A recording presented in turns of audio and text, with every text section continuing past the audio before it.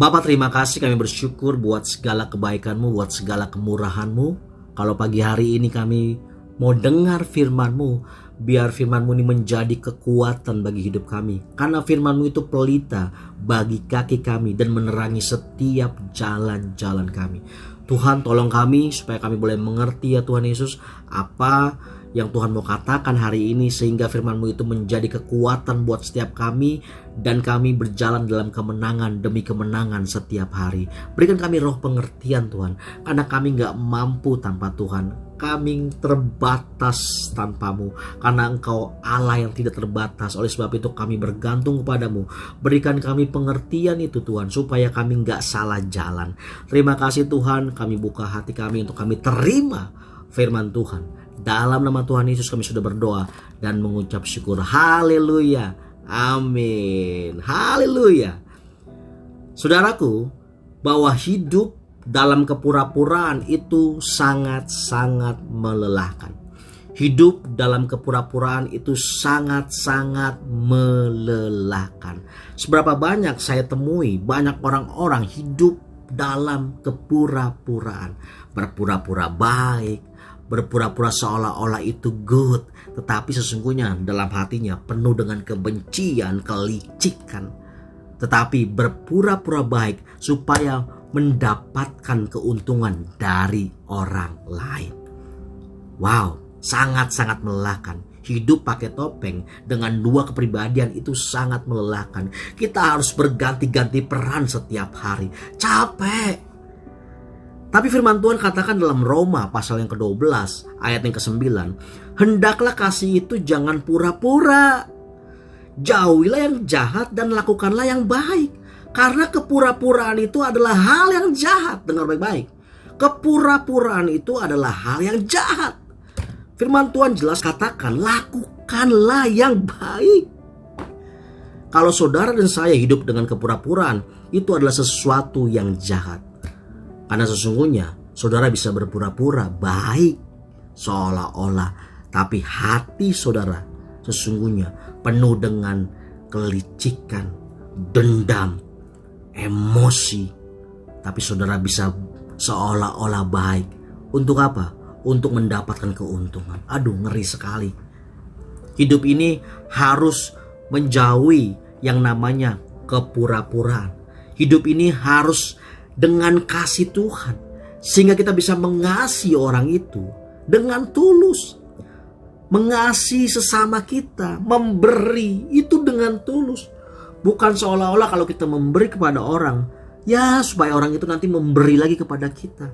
Ingat sekali lagi bahwa kasih itu satu arah. Kalau saudara mengasihi, ya saudara harus mengasihi satu arah. Jangan kalau kita mengasihi, ya supaya dia juga mengasihi setiap kita. Banyak orang maunya timbal balik kan. Jadi kalau saya mengasihi lo juga harus mengasihi saya. Bapak ibu saudaraku yang terkasih, dengar baik-baik.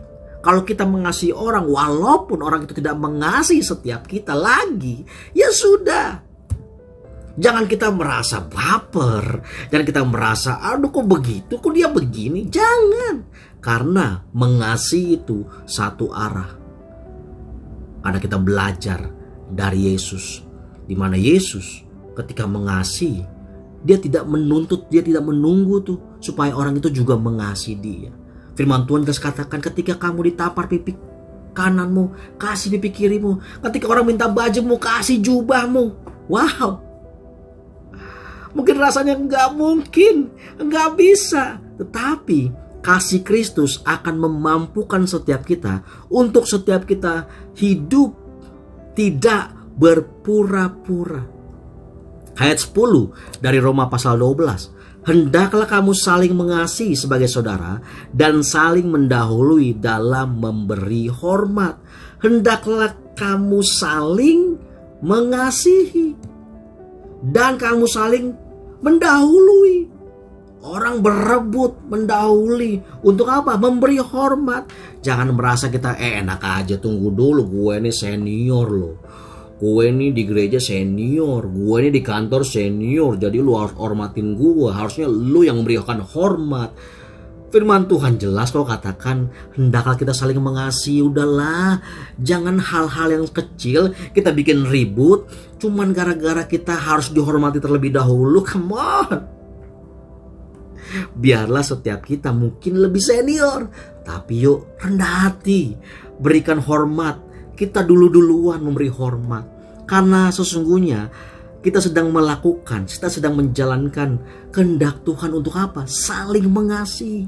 Berebut gitu loh untuk membeli hormat. Jangan merasa senior, lebih atasan, lebih tinggi. Lo siapa? Waduh, kita nih mau ikutin kedagingan kita. Apa kita mau ikutin kasih Kristus dalam kehidupan kita? Dimana jelas Tuhan katakan buat setiap kita, hendaklah kamu saling mengasihi. Bukan hendaklah kamu saling berantem, ayo ribut. Cuman hal-hal kecil, hal sepele, hal-hal mungkin dalam rasa memberi hormat, siapa yang lebih dulu, kita berantem, harusnya lu yang begini, harusnya lu begitu. Aduh, come on. Jangan cuma hal-hal itu kita akhirnya ribut dan akhirnya tidak memancarkan kasih Kristus dalam kehidupan setiap kita. Hendaklah kamu saling mengasihi. 11 dari Roma pasal 12.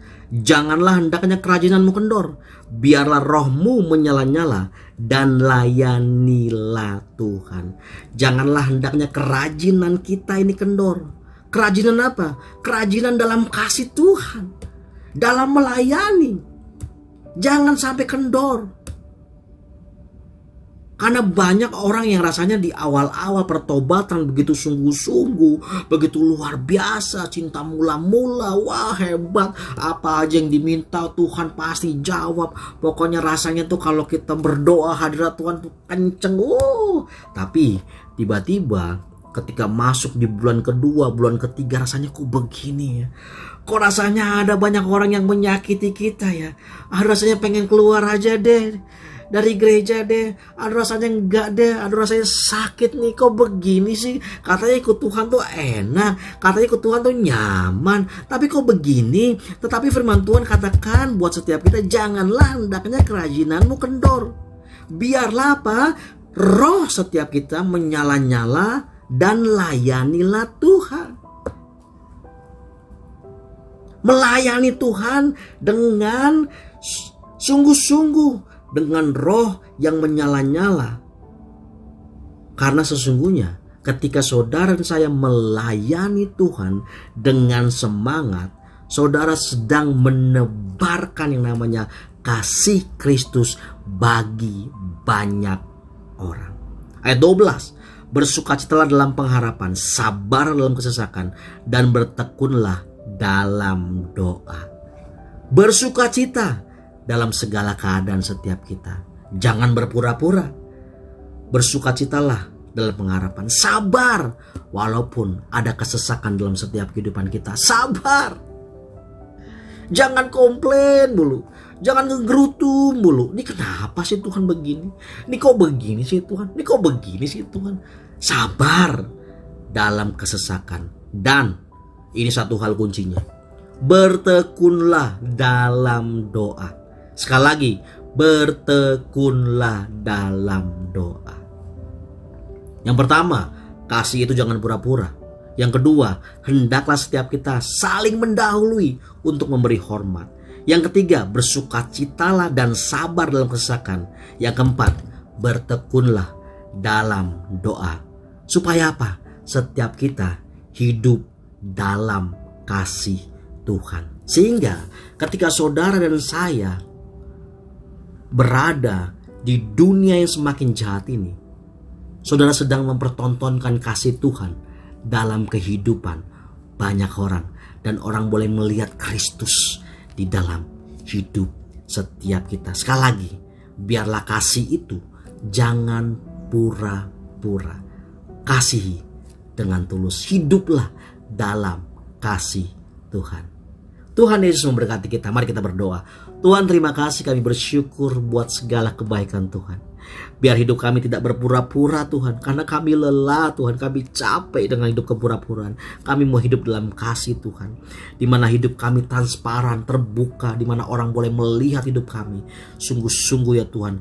Dimana hidup kami bertumbuh, berbuah lebat.